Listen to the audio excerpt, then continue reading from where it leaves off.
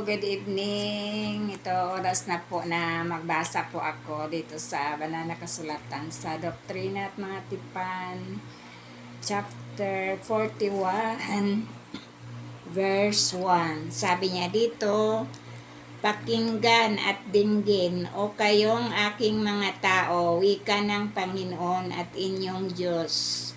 Kayo na aking kinalulugdang pagpalain ng higit sa lahat ng pagpapala.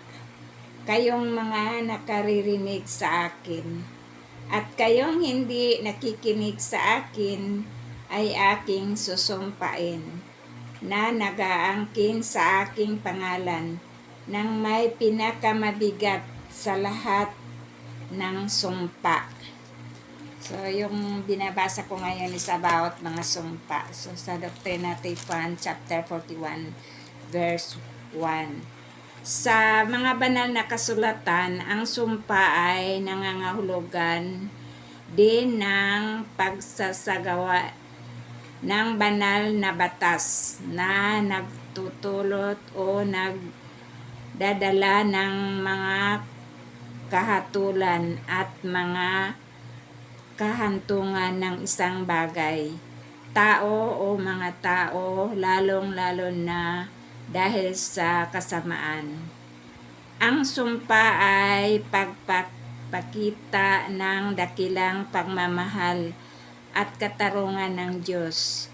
Bilang karagdagan, ang maisumpa ay nararanasan ng mga yaong sadyang sumusuway sa Diyos, at sa gayon inilayo ang kanilang sarili sa Espiritu ng Panginoon.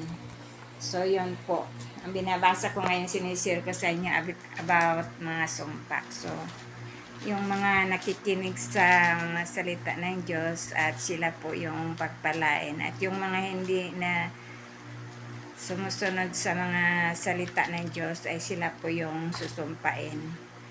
At yun ang binabasa ko ngayon sa inyo. At sa Doktrina at Mga Tipan, chapter 41, verse 1.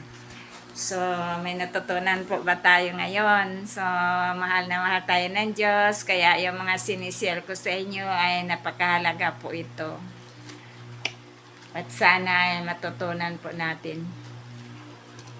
At good night po sa inyong lahat, at masaya po ako nakapag-share po sa inyo. Bye-bye! Thank you for watching. I love you all.